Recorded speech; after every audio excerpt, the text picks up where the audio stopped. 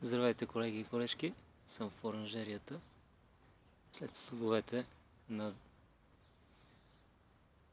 21 срещу 22 април. Ето как изглежда всичко. Живо и здраво е. И не само това, но расте, защото днес ще ви обясня как аз успях да запазя микроклимата на растенията. Така че хем да са живи, хем да растат добре и съответно на не много висока цена. Първото, което направих, е в дъното прозореца, който се отваря автоматично, може би сте гледали в другите ми видеа, го заклиних с един дървен клин, за да не се отваря. След това сложих допълнителен найлон по дължина на стените на оранжерията. На едната дълга страна, на късата страна и на следващата дълга. От към вратата нямаше как да го направя. След това подготвих една автоматика, която се състои от един уред. Той е евротермостат. Ще ви покажа какво представлява. Той е седмичен. На него може да бъде зададена температура от 5 до 30 градуса и да управлява отоплителен или охладителен уред. В случая при мен е отоплителен уред, печка, духалка.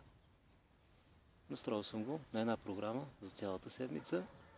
Температура 5 градуса, което означава, че на 4 градуса и половина печката ще бъде включена чрез този контактор на силовата верига, а на 5 градуса и половина ще бъде изключена.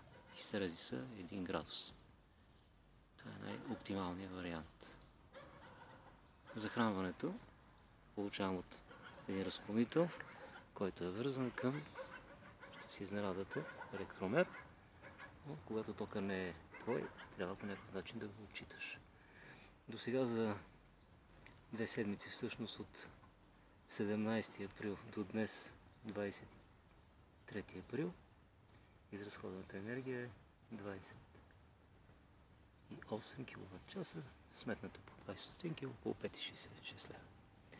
Другото, което направих, е тази система, която е автоматичното отваряне на врата, да регулирам температурата на отваряне от 15, от всъщност 25 на 29 градуса и на затваряне вместо 15 да бъде 20 градуса, за да може да се запазва топлината в оранжерията.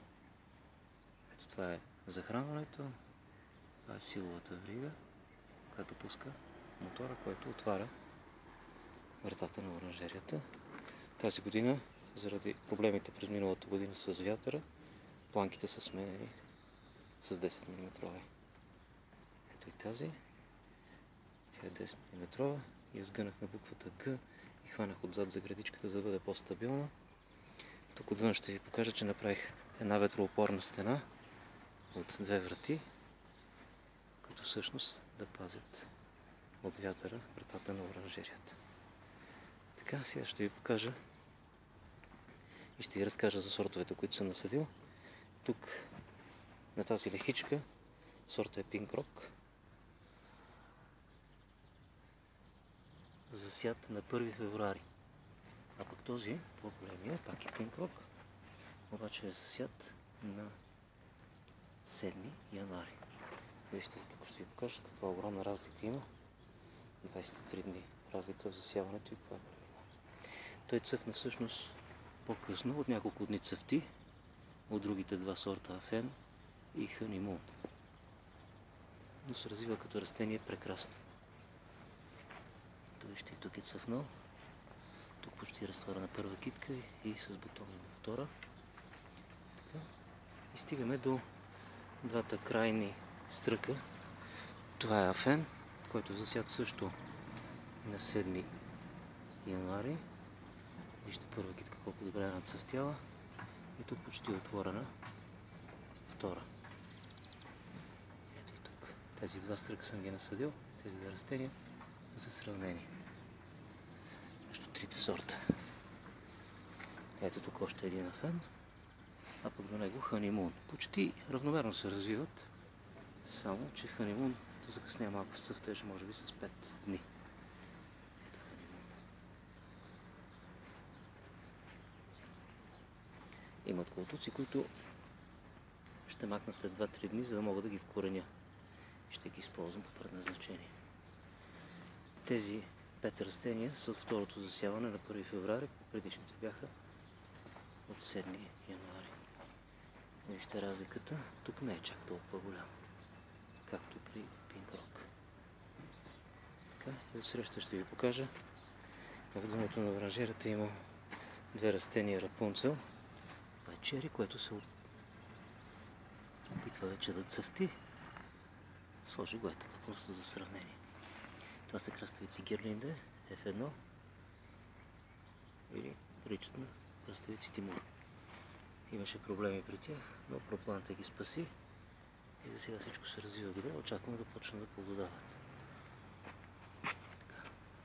От една седмица са засадени тук в оранжерията и накрая 3 растения корнишон левина. За проба. Така. Сега ще се завърти още един път. Ето електромера. Разклонител. Захранването през един контакт на евротермостата до печката, която я настроих на първа степен, защото инсталацията нямаше да може да издържи 2 кВт и на 1 кВт работи от 17 до днес 23. Смятайте колко дни са. Общо 28 кВт часа електроенергия е изразходвана. Но с тези подобрения, които направих с найлона, допълнителния, с настройката на температурата на 4 градуса и половина да включва и на 5 и половина да изключва, спестих доста електроенергия, защото миналата година използвах печката само с нейния терморегулатор и тя не може да бъде настроена на такава температура, пък и човек да бъде сигурен, че ще работи нормално. Миналата година бях сложил печката ето тук, долу, и понеже почвата е по-топла, отколкото въздуха в оранжерията, терморегулатора точно на 26 срещу 27 не беше включил в фаталния момент, когато беше студено и доматите бяха измръзнали. Не правете тази грешка. Сега съм поставил на копа, виждате доста височко, височината на растенията, термостата, за да може да контролира температурата. Това е от мен. Пожелавам ви да няма повече студове и богата реколта. Чао!